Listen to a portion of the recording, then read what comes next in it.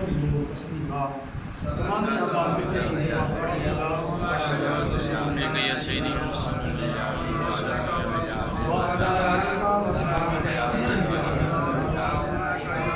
اللهم صل على سيدنا محمد وعلى ال سيدنا محمد وعلى الجود والكرم صلاة و سلام علیک یا سیدی یا رسول اللہ۔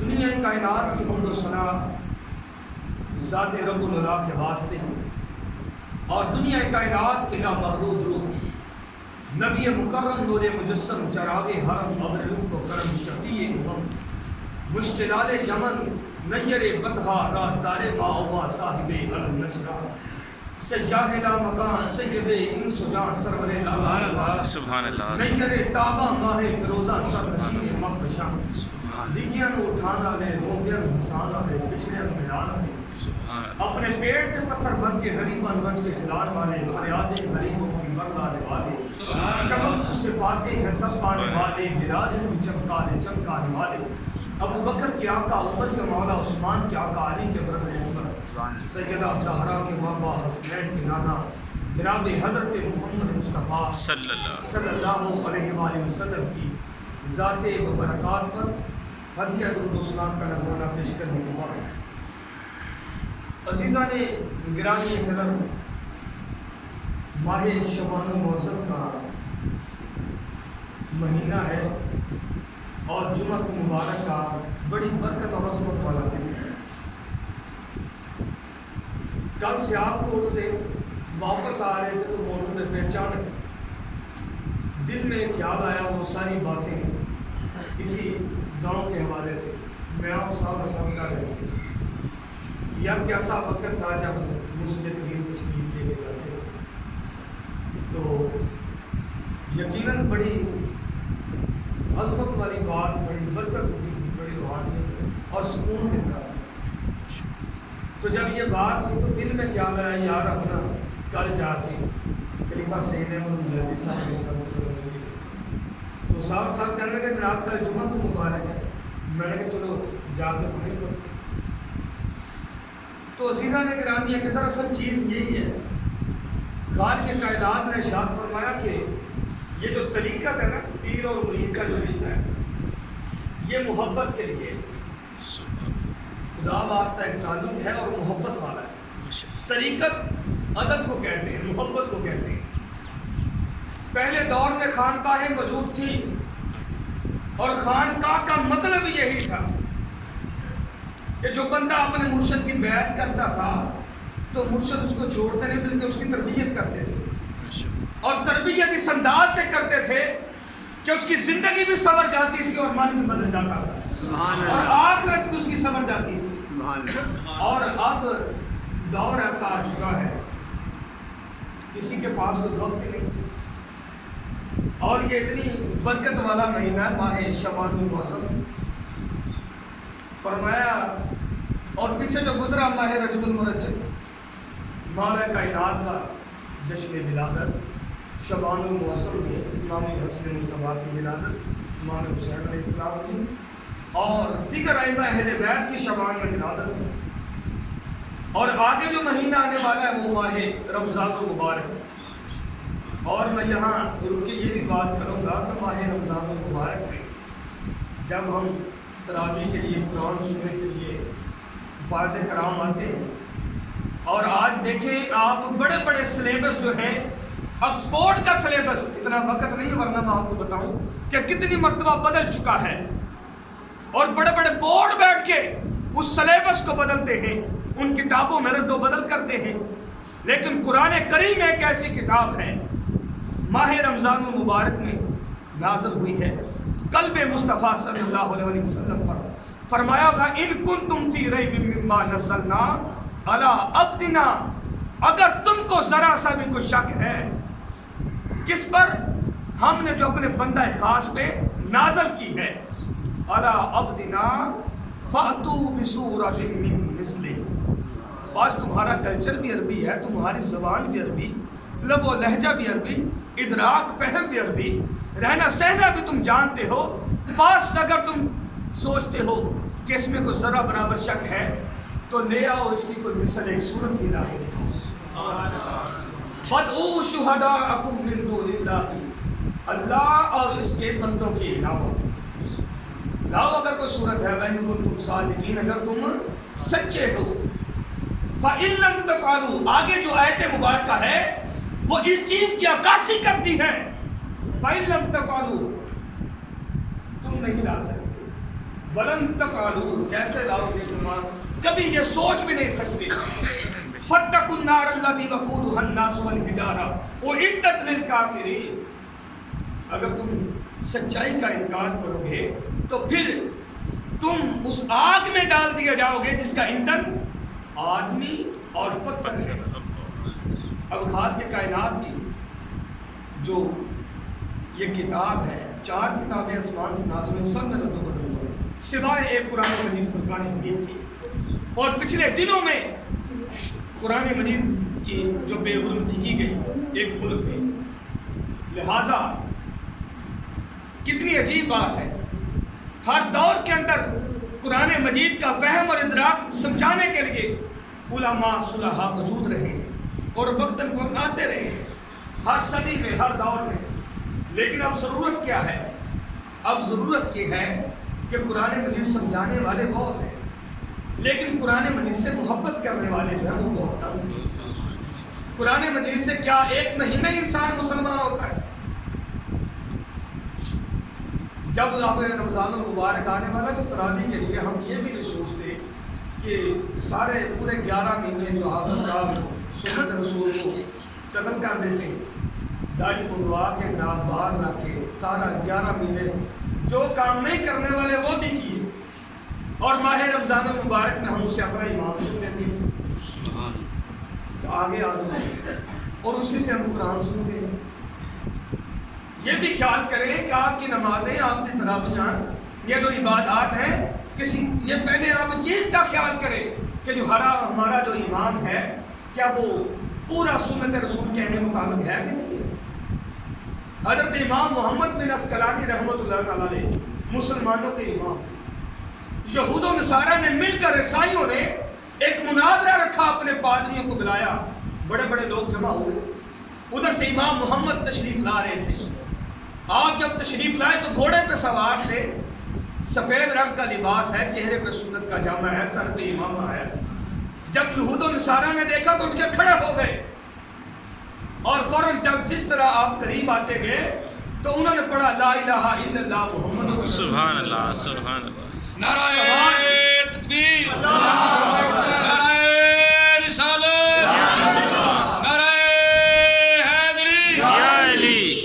तो सवाल करने वालों ने कहा, क्या पादरियों, ईसाइयों, हमने तो आपको मुनाजरे के लिए बुलाया था कि मुसलमानों से आके मुनाजरा करो इनके दीन पर, इनके ईमान पर, इनकी किताब पर, कुरान पर, लेकिन तुमने क्या किया? तुम उठ के खड़े हुए, इमाम मोहम्मद का इस्तकबाल किया और कलमा पढ़ के इस्लाम कबूल कर लिया। उन्होंने जवाब दिया अपनी कौम को, कहने लगा, सुन लो, जिस उम्मत का छोटा मोहम्मद इतना खूबसूरत, सुभान अल्लाह, उस सुभान अल्लाह, उम्मत के बड़े मोहम्मद का। सुभान अल्लाह। तो इंसान मुसलमान तो यही है कि उसके तौर और तरीके में, उसके चलने में, फिरने में पूरी मुसलमानियत नजर आए। आज अगर मगरबी मुल्क के अंदर कुरान पे हमला हुआ है, बेहुरमती हुई है, ये कसूर हमारा है।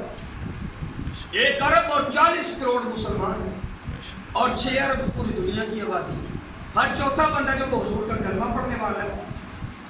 और मैं यहाँ ये भी बात करूँगा, जिस तरह मैंने पहले कहा कि बड़े बड़े सिलेबस बदल गए, ऑक्सफोर्ड का सिलेबस भी कई बार बदला और बड़े बड़े सिलेबस बदले, यूनिवर्सिटीज़ के सिलेबस बदले, लेकिन कुरान मजीद एक ऐसी किताब है जिसको कोई भी आज तक बदल नहीं सका, ना बदल सकता, ना किसी की जरूरत है।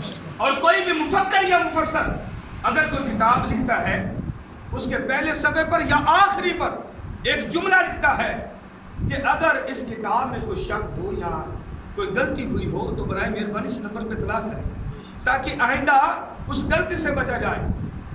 लेकिन कुरान मजीद एक वाहिद ऐसी किताब है, पहला सफ़र तुम खोलो तो ज़ालिकल किताब खुदा है, सुभान अल्लाह, लोगों इसमें तो गलती की गुंजाइश है। शक तो गुंजाइश, یہ ایسی کتاب ہے قرآن مجید فرقان، اور جب انبیاء اکرام دنیا میں تشریف لاتے تھے، جس طرح وقتاً فوقتاً 1,24,000 انبیاء اور رسول آئے، تو خالق کی کائنات نے اسی دور کے لحاظ سے ان کو معجزے مارے۔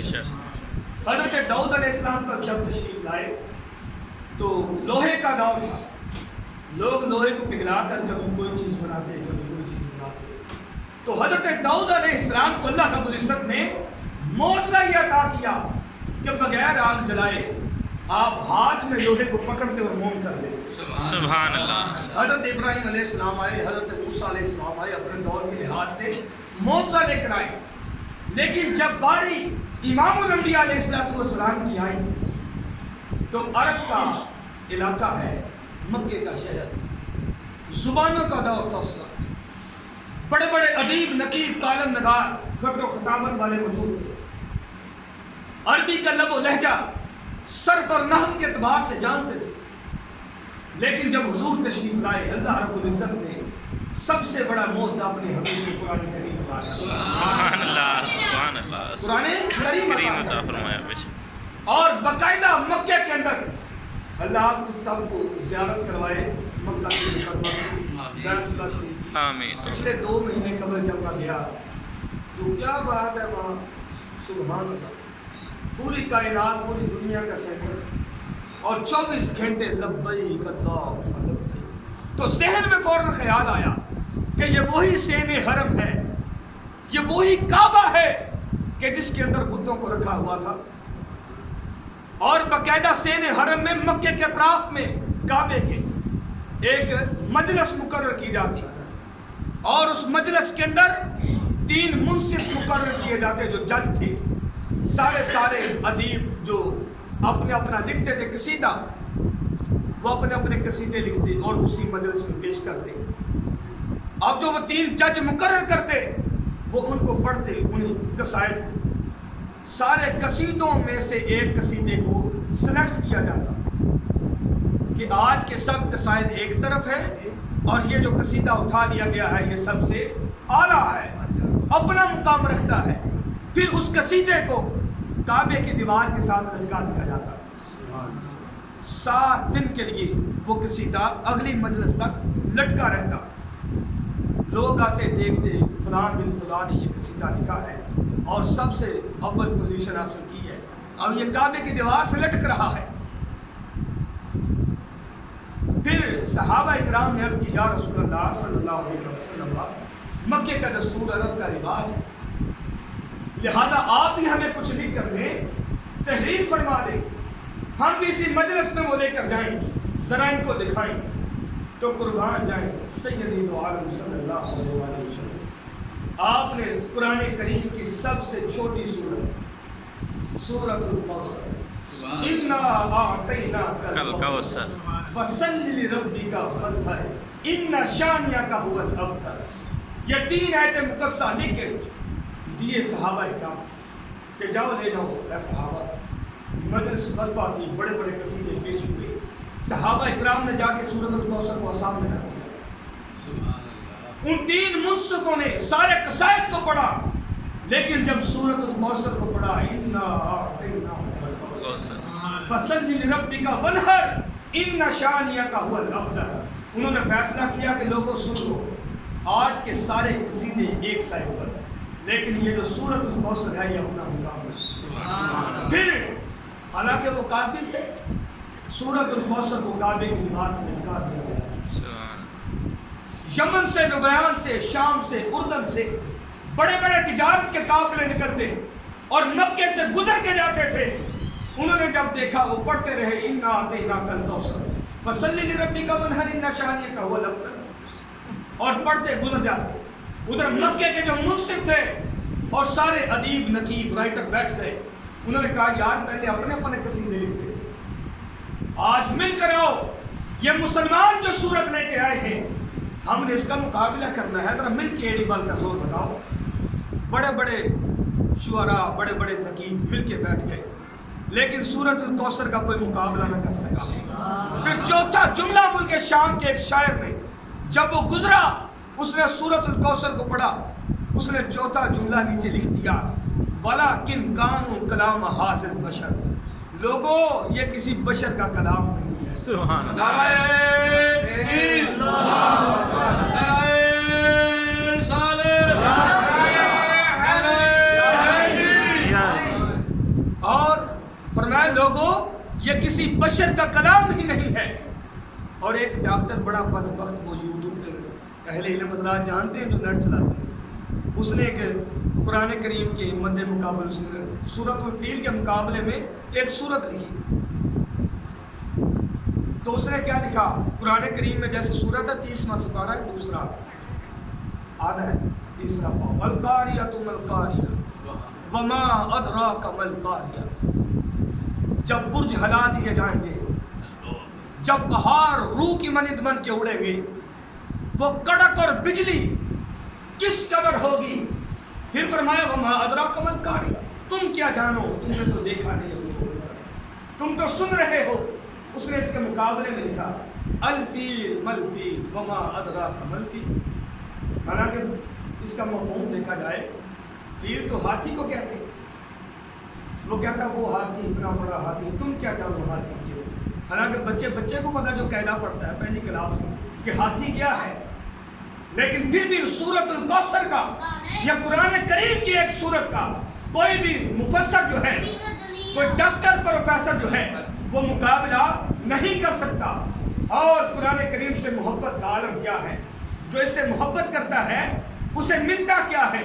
ماہ رمضان آنے والا ہے، کوشش کریں اگر آپ کے ہاں بچے 3-4 ہیں گھر میں، ان سے کہیں گے قرآن پڑھو بیٹا، روزانہ ایک سپارہ مکمل کرو، تو آپ کے گھر میں 6-7 قرآن کریم پڑھے جاتے ہیں. بندہ پڑھنے والا تو ہو، قرآن سے محبت تو ہو. سیارہ ڈائجسٹ کا ایک قرآن نامہ چھپا تھا، اس کے اندر ایک واقعہ موجود تھا کہ ایک بندہ تھا کہ دنیا سے چلا گیا، لوگ اس کی قبر نکالنے کے لیے قبرستان میں چلے گئے. جب قبر کھودنے لگے تو نیچے سے ایک اور قبر نکل آئی. جب اس کی تختی ہٹی تو خوشبوؤں کے حلے آنے لگے، بڑے انوار و تجلیات کی برسات ہونے لگی. اور پھر انہوں نے جب دیکھا چہرہ بھی تر و تازہ ہے، کفن بھی میلا نہیں ہے، وہ فوراً اس قبر کی نشاندہی پر اسی بندے کے آدمی کے گھر چلے گئے. جا کر دستک بھی اس کی بیوہ باہر نکلی. اس نے کہا کیا ہوا ہے؟ انہوں نے کہا فلاں جو قبر ہے یہ عالم ہے.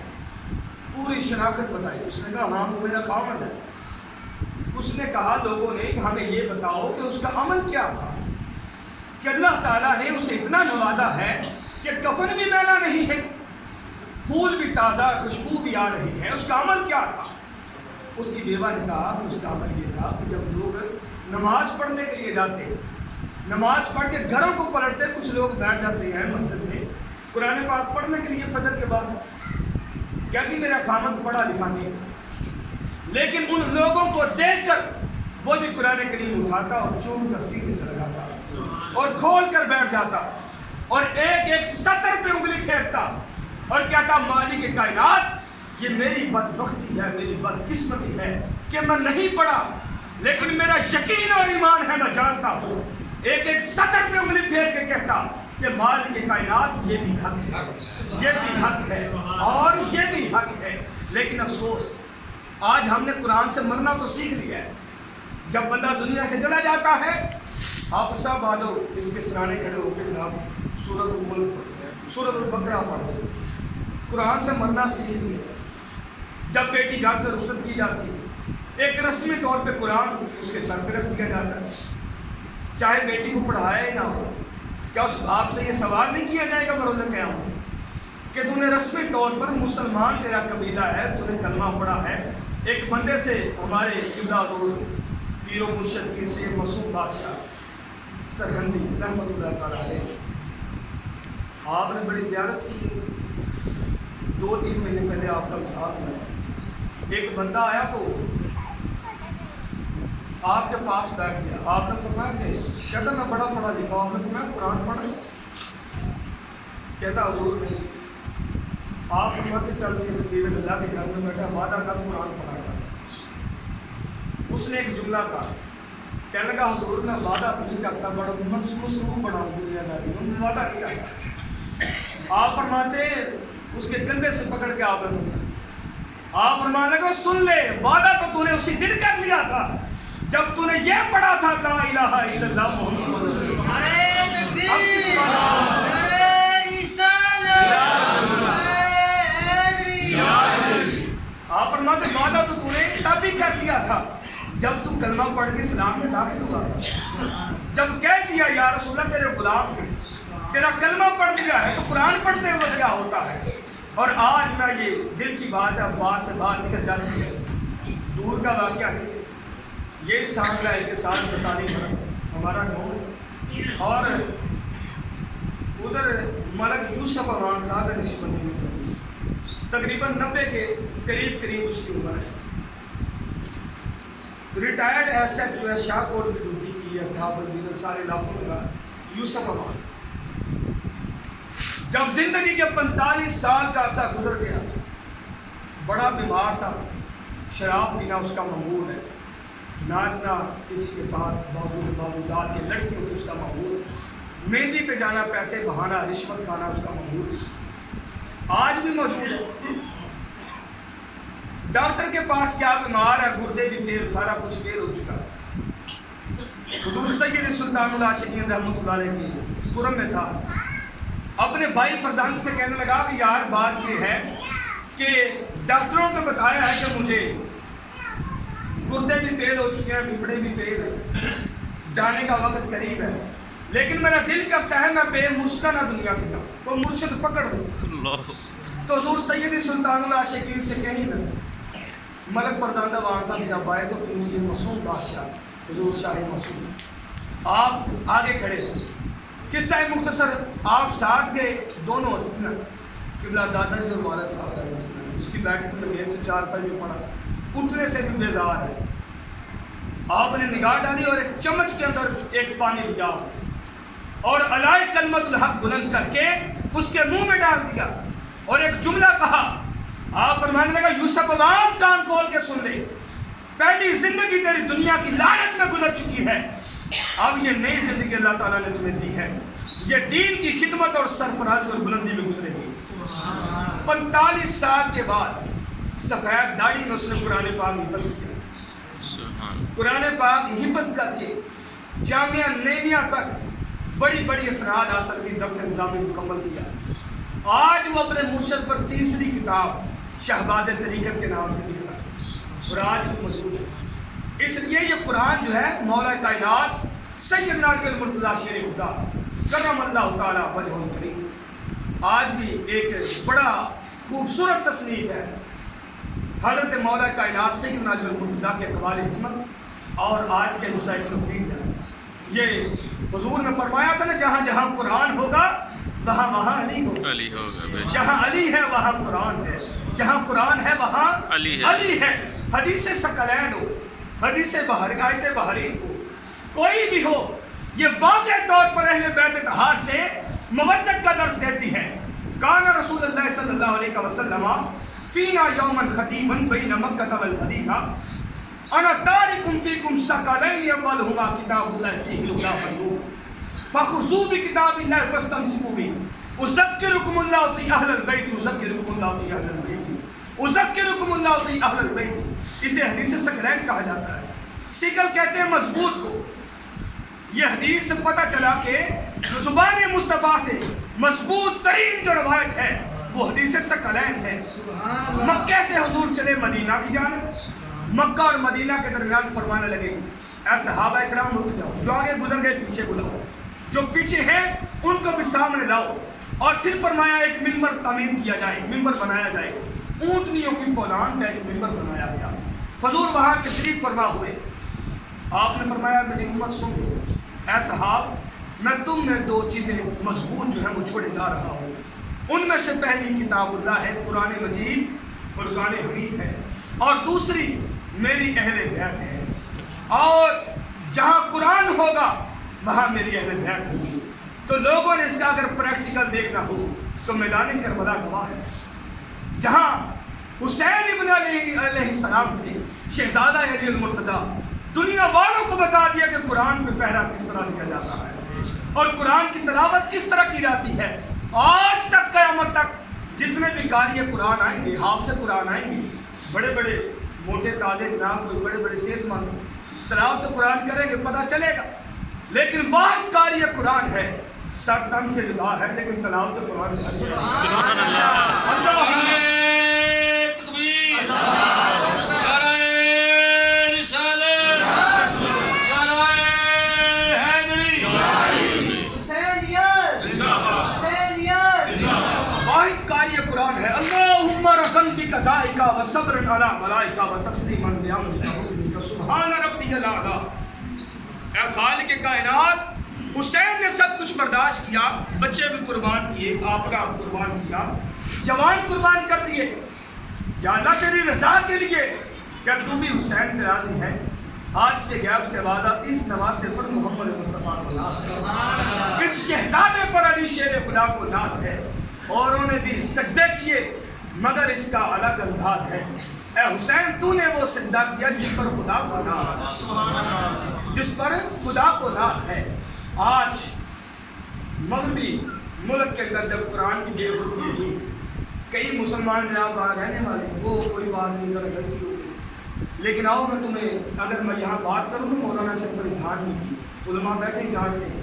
یہ کہیں کہ شاہ صاحب آپ سنیوں کی مسجد میں دیوبندی کی بات کر رہے ہیں. اگر ان کی مسجد میں جا کے امام محمد رضا کی بات کروں، وہ کہیں کہ جناب آپ بریلیوں کی بات کر رہے ہیں.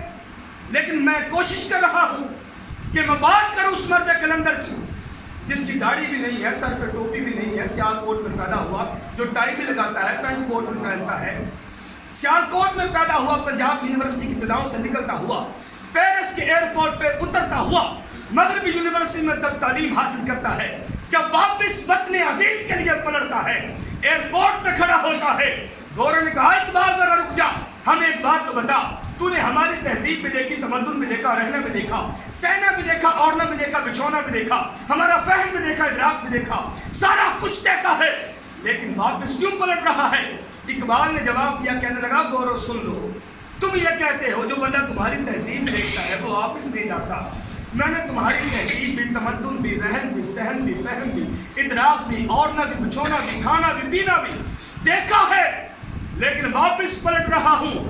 اس لیے یاد رکھنا، کیونکہ حضور کا غلام ہوں، کھیرا نہ کر سکا مجھے جلوائے دانش برنگ، کیونکہ سرما ہے میری آنکھ کا خاک مدینہ. سبحان اللہ.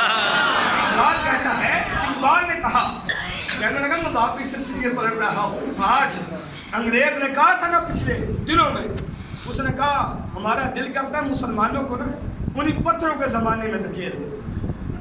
تو ایک مفکر نے جواب دیا، اس نے کہا ہاں کوئی بات نہیں، دھکیل دو ہمیں پتھروں کے زمانے میں. مسلمان اگر پیچھے کی جانب جائے تو مدینے کی گلیوں میں وحی کا نور نظر آتا ہے، قرآن اترتا ہوا نظر آتا ہے. ہاں اگر تم یورپ پیرس پیچھے کی طرف جائے، اسے پیرس کی گلیوں میں کیچڑ نظر آتا ہے. تمہارا پیچھے جانا مشکل ہے، لیکن ہم اگر پیچھے کی طرف جائیں تو حضور کی محبت سینے میں اور اجاگر ہوتی ہے. یہ انہوں نے بڑا خوبصورت ان کو جواب دیا. اور عزیز بزرگ اور دوستوں، پیغام یہی ہے، ماہ رمضان المبارک آنے والا ہے، کوشش کریں، جسے نہیں بھی نہ پڑھنا آتا، آپ صاحب موجود ہوتے ہیں مساجد میں، قرآن کو سمجھ کے پڑھیں اور اس کے ایک ایک معنی، اس کے لفظ کا معنی اور مفہوم، اس کا ادراک جو ہے وہ ضروری ہے کہ ہم اپنی آنے والی نسل نو کی تربیت اس انداز سے کریں.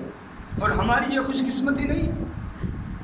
جب مکے کے اندر وہ دیکھیں نا فتح مکہ جب ہوا، حضور علیہ السلام نے فرمایا صحابہ مل کے نہیں بیٹھنا، مکے سے باہر تھے، فرمایا آپ جدا ہو کے بیٹھو، بکھر جاؤ، اور ہر صحابی اپنی الگ شمع روشن کرے.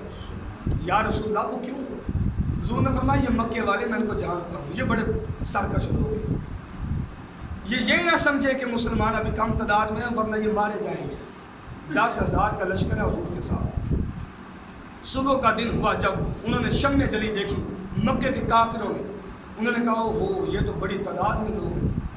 چاروں اطراف سے جب مسلمان مکے میں داخل ہوئے اور حضور نے جب سارے بتوں کو توڑ دیا، یہ آخری بات ہے، کیسا وہ بیان ہی میں اس کو مکمل نہیں سمجھتا کہ قرآن کی بات ہو، صاحب قرآن کی بات ہو اور علی کی بات نہ ہو۔